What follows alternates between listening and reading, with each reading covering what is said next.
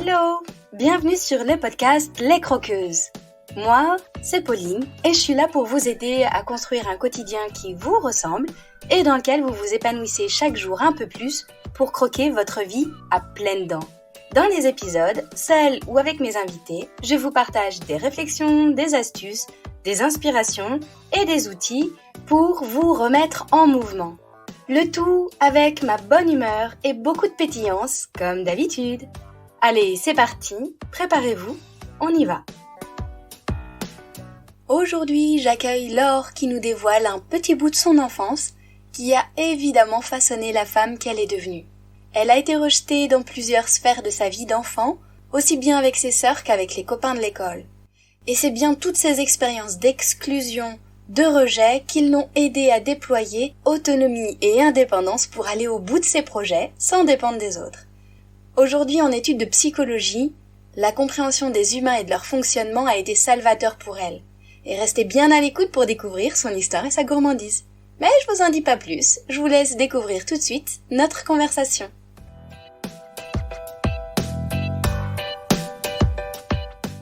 Hello, bienvenue à toi Laure. Je suis super contente de t'accueillir sur le podcast Les Croqueuses.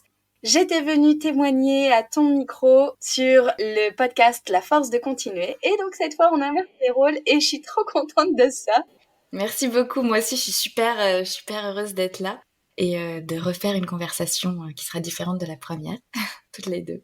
Exactement, parce qu'aujourd'hui on va parler de toi et si je t'ai demandé de venir, c'est que tu as quelque chose à nous partager. C'est qu'à un moment donné, dans ta vie, dans ton parcours, tu as eu des virages, c'était pas tout droit, tout lisse, tu as eu à faire face à des moments parfois difficiles et douloureux et tu as réussi à traverser tout ça. T'as tiré des apprentissages de cette expérience et même tu t'es construite avec. Et avant de rentrer dans le vif du sujet, eh bien, je t'invite à te présenter brièvement pour que les auditrices et les croqueuses apprennent à te connaître. Oui, tout à fait. Eh bien, moi je suis Laure Durand, je suis une future psychologue. J'ai un compte Instagram qui s'appelle Piment de ta vie sur lequel je partage des choses sur la psychologie parce que je suis une grande passionnée de la psychologie et des êtres humains. Et puis en dehors de ça, je suis aussi une grande sportive. J'adore le sport et j'ai une passion aussi pour les films et les séries. Voilà. Et du coup, maintenant que on sait que tu es une fan des films et des séries, est-ce que tu peux nous parler un petit peu de toi, de ce que tu as traversé, de cette fameuse épreuve que tu as choisi d'évoquer aujourd'hui avec nous sur le podcast? Oui, alors, je vais vous parler du harcèlement que j'ai vécu quand j'étais enfant. Donc c'était essentiellement ma période de l'école primaire, donc entre 7 et 10 ans. Donc ça s'est passé à plusieurs endroits dans ma vie, à la fois dans le cercle familial, avec mes sœurs, et aussi à l'école.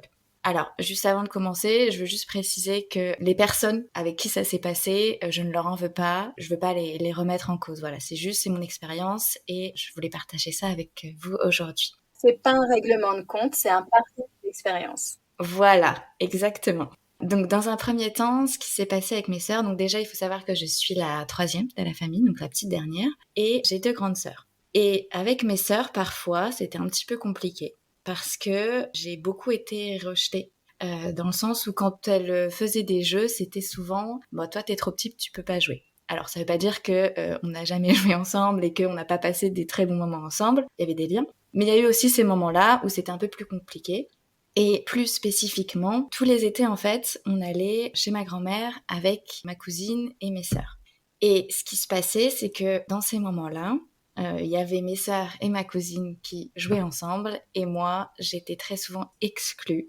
Elles m'excluaient de leur jeu pour des raisons, alors à chaque fois c'était parce que t'es trop petite, mais c'était finalement assez aléatoire. Donc moi dans ma tête d'enfant, pour savoir réellement pourquoi j'ai pas le droit, c'est difficile de faire du sens. Et en fait, je vais vous donner des exemples comme ça, vous allez plus vous rendre compte. Donc par exemple, parfois elles organisaient des concours de dessin et moi j'avais pas le droit de faire ça. Donc j'avais le droit par contre de me mettre, d'observer. Donc moi je regardais, je voyais qu'elle s'amusait, mais j'avais pas le droit de participer. Des moments aussi où, le soir, donc on était chez ma mamie, donc forcément chez les grands-parents, on fait un petit peu, un petit peu ce qu'on veut entre guillemets. Le soir, en fait, pendant la nuit, elles allaient regarder la télé en mangeant des kouign-amann. Et moi, j'avais pas le droit aussi d'y aller parce que j'étais trop petite ou parce qu'elles voulaient pas de moi. Et en plus de ça, ce qui se passait, c'est que du coup, à force d'être exclue de tous les jeux, bah, je me retrouvais toute seule et je faisais un petit peu ma vie et j'adorais raconter des histoires. Le fait que j'aime aussi beaucoup les films et les séries. Et donc, je passais mon temps un petit peu toute seule à raconter des histoires. Et en fait, mes sœurs et ma cousine avaient fait un système où elles m'espionnaient. C'était vraiment très organisé, hein. Elles avaient des talkie-walkie et elles aimaient bien, c'était aussi leur jeu, m'écouter parler pour se moquer de moi. Et je me souviens qu'elles passaient par la fenêtre parce qu'elles voulaient pas être vues, mais bon, je les voyais, j'avais bien conscience de ça. Et donc, ce qui se passe, c'est que du coup, même dans les moments où moi, je me retrouvais toute seule, eh bien, en fait, il y avait toujours cette présence de l'autre qui se moquait de moi, de ce que je faisais, de ce que je disais. Donc ça, c'est dans le cercle familial. Et puis aussi à l'école, il y a eu des moments où eh ben, j'avais pas le droit de jouer avec les autres. Et en fait, c'était cet effet de groupe.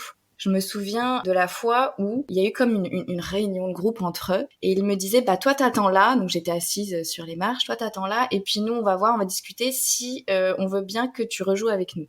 Donc ce côté un peu de sursis et est-ce que j'ai ma place ou pas, puisque aussi c'est cette question-là aussi de place dans le groupe. Et alors il y a eu des moments, en fait c'est ça aussi qui est assez entre guillemets vicieux, c'est que c'était aléatoire et il y a des moments où ça se passait très bien, où je jouais avec eux, où j'étais tout à fait acceptée dans le groupe, et puis il y a des moments où non. Et en fait du coup dans ma tête c'est tu sais jamais un peu quand ça va te tomber dessus, et ça aussi ça a aussi participé à la personne que je suis devenue après. Et je voudrais rajouter une dernière chose aussi. Donc je faisais une activité sportive et c'était après l'école. Et après l'école, ça arrangeait mes parents, il y avait quelqu'un qui m'emmenait. Sauf qu'en fait, entre le temps de l'activité et entre le temps de l'école, il y avait quelques temps. Et donc on se retrouvait dans une voiture, on était 4. J'étais avec 3 garçons. Et dans ces cas-là, leur jeu, c'était d'essayer de m'embrasser.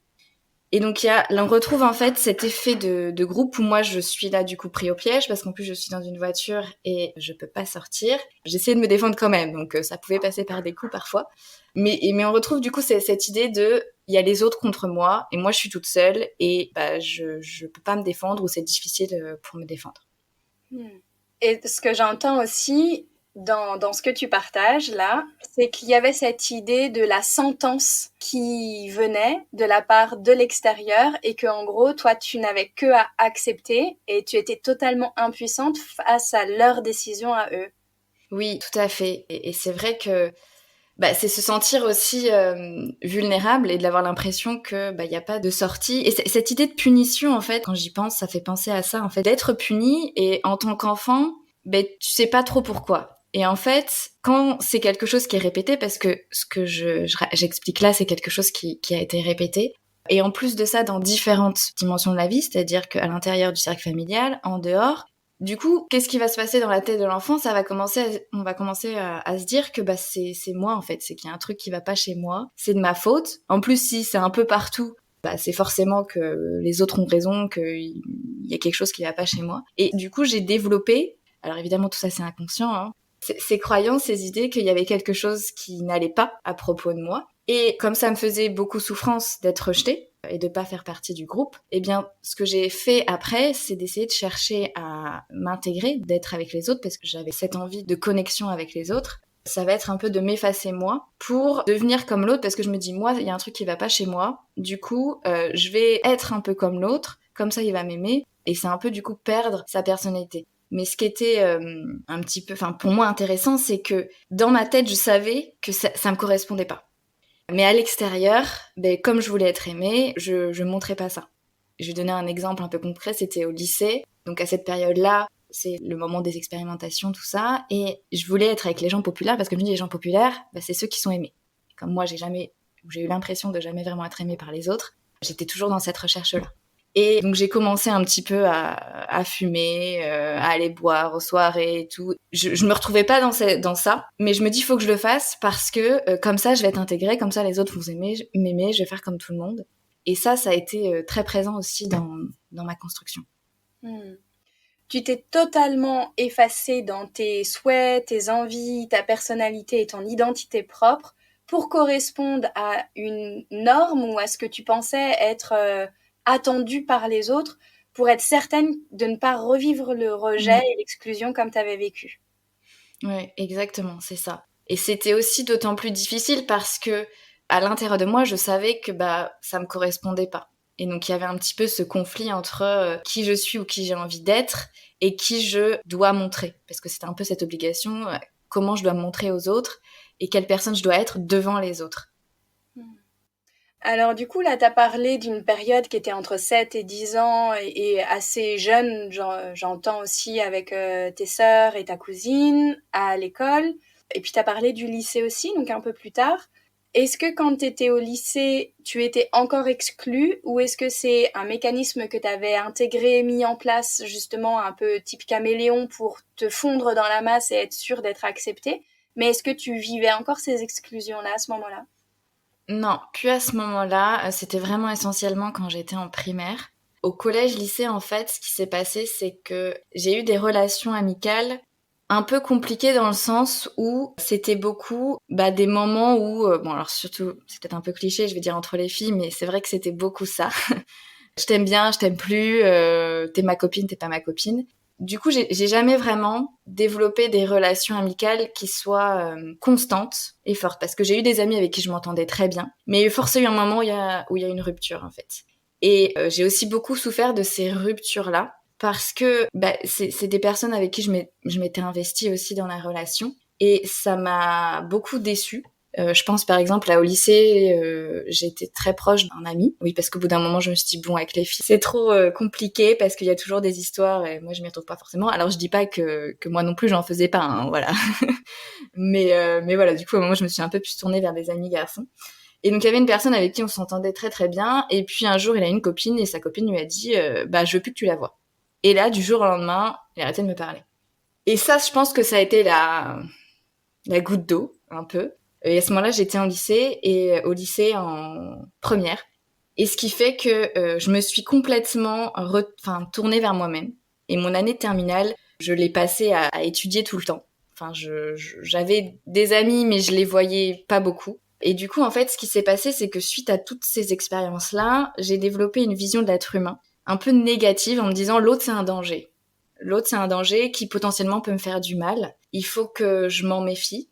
C'est quelque chose que j'ai conscientisé plus tard. Sur le moment, je me rendais pas compte de ça. C'est quand j'ai commencé à faire de la psychologie et tout ça. Mais du coup, il y avait cet aspect-là de un peu hyper-vigilance où, puisque l'autre est un danger, il faut que je fasse attention. Et c'était surtout dans les groupes. Puisque les expériences négatives que j'avais eues, c'était cet effet groupal, quand le groupe un petit peu contre moi. Et du coup, ça a été difficile pour moi, pendant longtemps, de m'exprimer dans un groupe. Et je réfléchissais tout le temps, pendant plusieurs heures ou minutes, à me dire, ok, qu'est-ce que je vais dire ?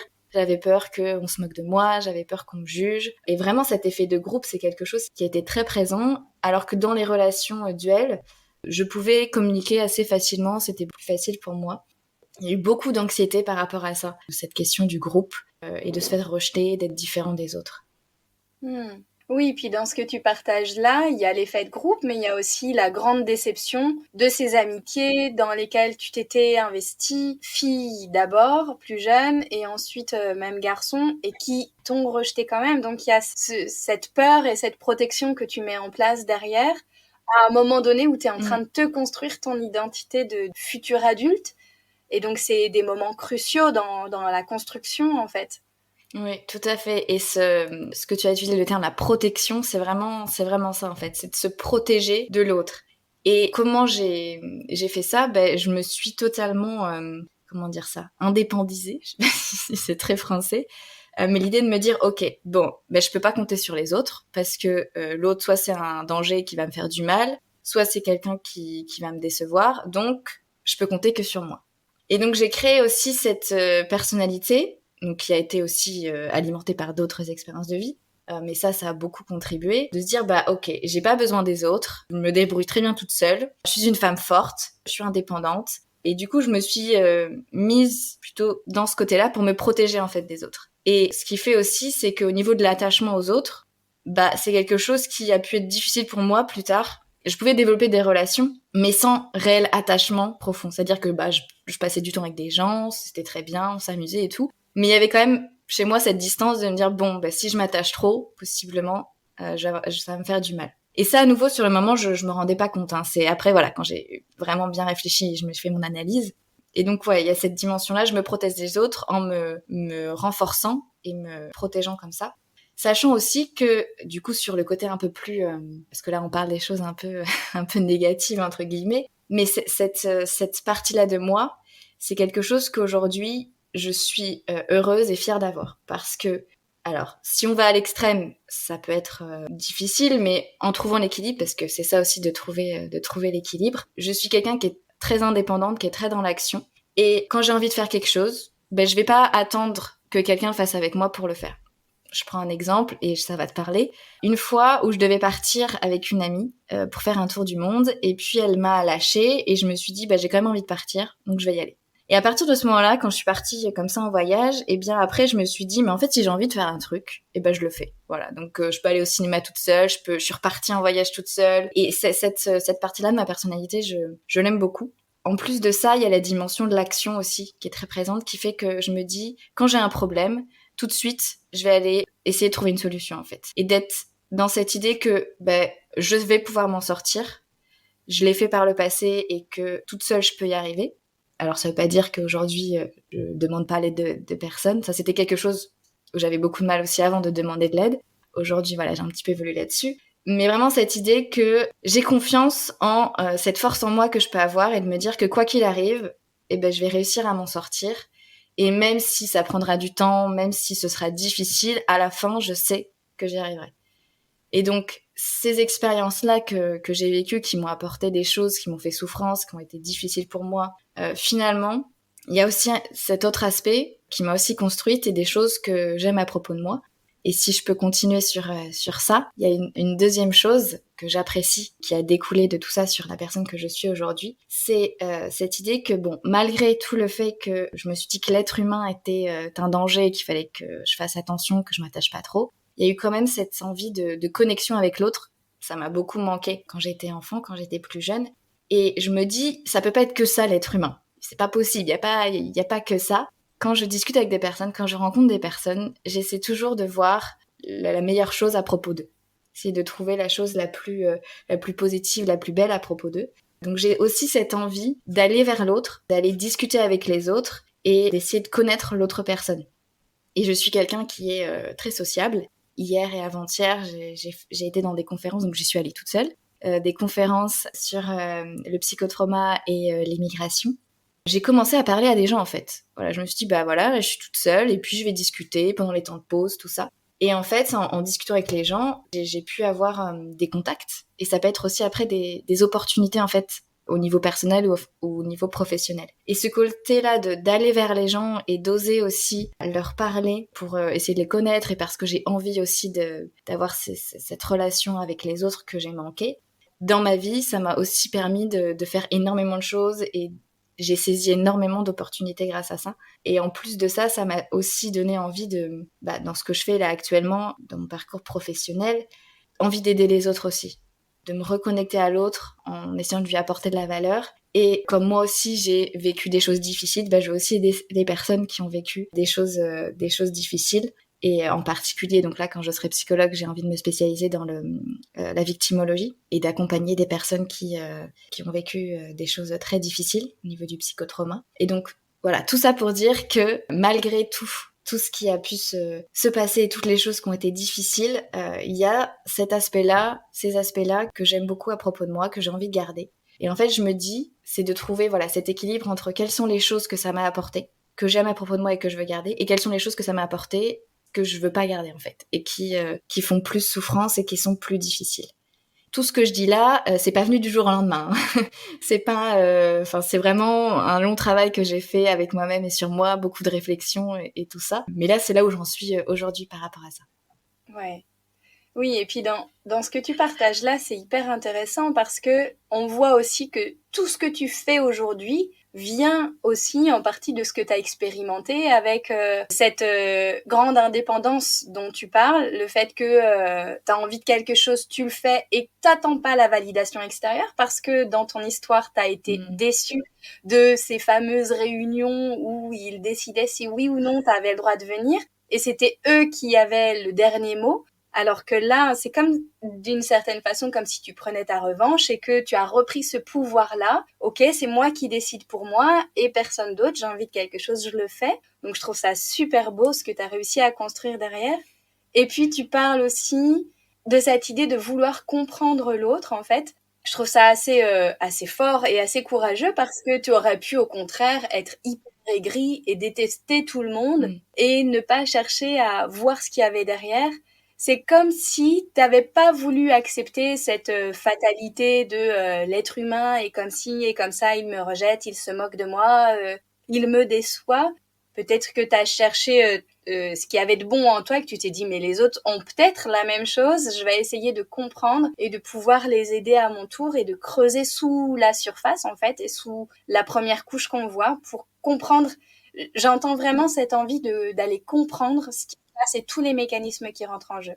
Ouais, tout à fait. Enfin, ça fait tout à fait sens, tout ce que tu dis. C'est vrai que j'aurais pu très bien tomber dans l'opposé de se dire ouais, de toute façon, les êtres humains, ça vaut pas la peine, c'est que de la souffrance et me renfermer complètement sur moi-même. Et en fait, alors je sais pas trop si c'est parce que, bon, je suis quelqu'un qui est assez peut-être optimiste. Je vois un peu toujours les choses du bon côté, entre guillemets. Toujours trouver un moyen d'apprendre et de ressortir d'une situation vécue. Je sais pas trop d'où ça vient. En tout cas, oui, j'ai cet aspect-là et la dimension de comprendre, c'est vraiment ça. Et je pense que, enfin, je suis presque sûre que si je me suis dirigée vers la psychologie, même si au final je l'ai fait assez tard parce que, enfin, dès le lycée, ça m'intéressait. En fait, dès cette période-là, en fait, j'étais intéressée d'essayer de comprendre les êtres humains. Mais je pense que c'était aussi pour moi un moyen de me dire, parce que comme je disais tout à l'heure, j'avais l'impression que, enfin, c'était moi qui avait quelque chose qui allait pas. Ça fait souffrance aussi de se dire ça. Et donc je pense qu'à travers étude de la psychologie, essayer de comprendre l'être humain, c'est de me dire mais non en fait, enfin c'est pas possible, ça peut pas être que moi en fait. Et d'un peu d'essayer de déplacer le problème entre guillemets et d'essayer de comprendre bah ok qu'est-ce qu'il y a derrière, pourquoi est-ce que les êtres humains peuvent faire ça. Ça m'aidait aussi je pense dans la manière dont je me voyais parce que ça a beaucoup impacté l'estime de moi-même en fait et la valeur que je pouvais m'accorder. Voilà, c'était peut-être une stratégie, je sais pas, mais en tout cas depuis que j'ai étudié la psychologie, c'est vrai qu'il y a énormément de choses qui ont changé et c'est à partir de là, vraiment à partir de là que j'ai commencé à moi-même réfléchir sur plein de choses. Et c'est une des choses qui m'a permis de m'en sortir ou d'aller plus loin en fait et d'essayer un petit peu de contrer ou d'évoluer, de faire changer les comportements qui me faisaient souffrance et qui me gênaient par rapport aux autres. Donc il y a vraiment cette dimension-là d'apprendre la psychologie et d'être dans ce monde-là, comprendre l'autre. Est-ce qu'il y avait aussi une idée de réparation, en fait, en essayant de comprendre les mécanismes, ça réparait un peu quelque part ton sentiment propre de il y a un gros truc qui cloche chez moi? Oui, je pense que oui, il y avait cette dimension-là aussi. Et c'était un petit peu aussi pour... Alors, ce qui me venait à l'esprit, c'était excuser les autres. C'est pas dans ce sens-là, mais de me dire que si les autres, ils sont comme ça, c'est qu'il y a entre guillemets une raison derrière. Et finalement, ce qu'on se rend compte aussi beaucoup, et puis il y a des études là-dessus, c'est les personnes qui sont harceleurs, c'est aussi des personnes qui ont été victimes et qui elles-mêmes, que ce soit dans le cadre familial ou dans notre cadre, sont en souffrance en fait. Et de me rendre compte de ça, ça a beaucoup aidé. Et ça m'a aussi donné envie finalement d'aider ces personnes-là. Et j'aime bien dire que le moment où j'ai commencé à étudier la psychologie, c'était un peu le premier jour du reste de ma vie. Et je pense que c'est vraiment ça, parce que ça m'a ouvert les yeux sur énormément de choses et ça a permis aussi de me rétablir et de me reconnecter aussi avec les êtres humains. Ouais. T'as de la chance parce que t'aurais pu finir harceleuse au lieu de psy. Oui, mais pour être honnête, je pense qu'il y a des moments où peut-être que j'ai pas toujours été très sympa non plus, hein, voilà, avec les autres. Alors pas au point où c'est vraiment faire souffrance à l'autre, mais voilà, il y a sûrement des moments où parfois on peut dire une petite pique, un petit truc un peu qui est pas très sympa. Pour être honnête, ça peut aussi nous faire du bien en fait, parce que quand on est en souffrance, c'est humain, hein, mais c'est un mécanisme où, voilà, je souffre, c'est difficile pour moi.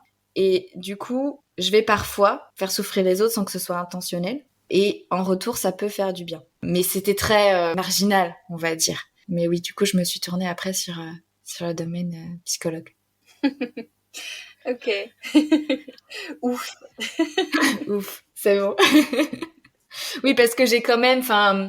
Alors, je pense que ça peut être aussi lié à l'éducation, hein, mais j'ai quand même aussi des valeurs importantes par rapport à ça. Et puis, je sais que au final, j'ai souffert énormément et c'est pas agréable du tout. J'ai pas envie de faire souffrir les autres. Ok. Merci beaucoup, Laure. On arrive au terme de cette interview. Et du coup, si tu devais conclure par un mot ou une phrase en lien avec ton parcours et avec cette souffrance-là dont tu nous as parlé, mais ce que tu as réussi à reconstruire ensuite, parce qu'on a bien entendu que celle que tu es aujourd'hui est dans le choix professionnel que tu es en train de faire et dans la compréhension de l'être humain et dans ton caractère assez indépendante et autonome. On a bien compris que ça découlait très fortement de ce que tu avais expérimenté. Donc si tu devais résumer en un mot ou une phrase par rapport à tout ça, ce serait quoi ? Je pense vraiment que c'est en faisant, par l'action, que ça va permettre de se rétablir ou de guérir. Quand je parlais du groupe tout à l'heure, le fait de pas forcément oser dire les choses aussi et de s'exprimer, de montrer qui on est et d'un peu être caméléon. Et en fait, c'est à partir du moment où j'ai osé faire, et je me dis, il faut que je le fasse, il faut que je m'exprime. Ça peut être une petite phrase, un petit truc. C'est des choses qui sont difficiles. Parfois, pendant le groupe, j'avais envie de dire quelque chose. Il y a cette envie qui est là. Je transpire, je tremble. Il y a des signes un peu somatiques comme ça. Et je me dis, il faut que je le dise quand même. Il faut que je le fasse. Je le dis, je le fais. Et en fait, après, tu te rends compte que c'était pas si horrible que ça. Que finalement, toutes les histoires que t'as pu te faire dans ta tête, ça n'arrive pas. Et à force, ça te donne plus confiance. Et c'est vraiment ça, c'est l'idée que la confiance en toi, on estime de toi, ça va venir aussi par l'action, par ce que tu vas faire, par tes comportements. Donc, même si c'est difficile, commencez par des petites choses, des petits pas, et osez, faites, et vous allez voir les résultats. Ouais, super. Eh bien, puisqu'on est à la fin et que tu le sais, je suis une sacrée gourmande et tu es toi aussi visiblement une gourmande et une amoureuse de pâtisserie. Et j'ai pour habitude de faire un petit quiz gourmand pour les croqueuses que nous sommes, avec des questions assez courtes auxquelles tu peux répondre le plus spontanément possible. T'es prête ? Ok, vas-y. Quel est ton péché mignon ? Cette fameuse gourmandise, tu sais, qui te tente et qui te fait les yeux doux et à qui tu ne peux pas dire non ? Les tablettes de chocolat. Ok, je vois exactement de quoi tu parles. Si ta vie pouvait se manger, ce serait quel plat ? Un cheesecake. Un cheesecake parce que t'as à la fois le fond est un peu plus dur, tu vois, un peu plus fort, et le dessus un peu plus doux, plus soft, et d'avoir cet équilibre, entre les deux.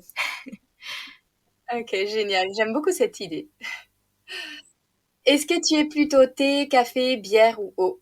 Café. Plutôt radis, hamburger, falafel ou bourguignon ? Burger, quand même. Alors, dans cette fameuse tablette de chocolat, est-ce que tu prends du chocolat noir, du chocolat blanc ou du chocolat au lait ? Noir.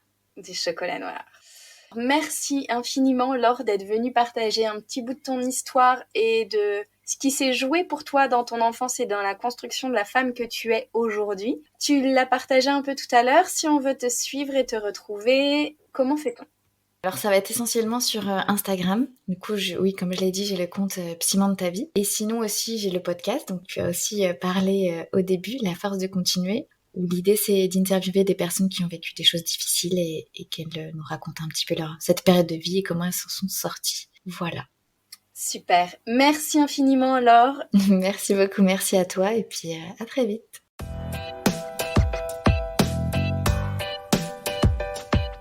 Et voilà les croqueuses, c'est la fin de cet épisode. Merci à vous d'avoir écouté jusqu'au bout. Si vous avez trouvé la gourmandise de mon invité, n'hésitez pas à m'envoyer un message ou un commentaire. C'est toujours un plaisir de vous lire. Si cet épisode vous a plu, qu'il vous a apporté un peu d'énergie, d'élan et de la valeur, si vous vous dites que ce serait bien que d'autres femmes puissent l'écouter, n'hésitez pas à le partager et à le noter sur votre plateforme d'écoute favorite. C'est très rapide. Notez le podcast en mettant des étoiles, ça l'aidera énormément à être visible pour qu'il touche encore plus de croqueuses. Et merci à toutes celles qui le font déjà. Vous pouvez aussi vous abonner pour être certaine de ne pas rater les prochains épisodes en solo ou avec mes invités. Je vous souhaite une super journée ou soirée, où que vous soyez, avec gourmandise bien sûr. À la semaine prochaine pour une nouvelle dose de pétillance, d'inspiration et de bonne humeur.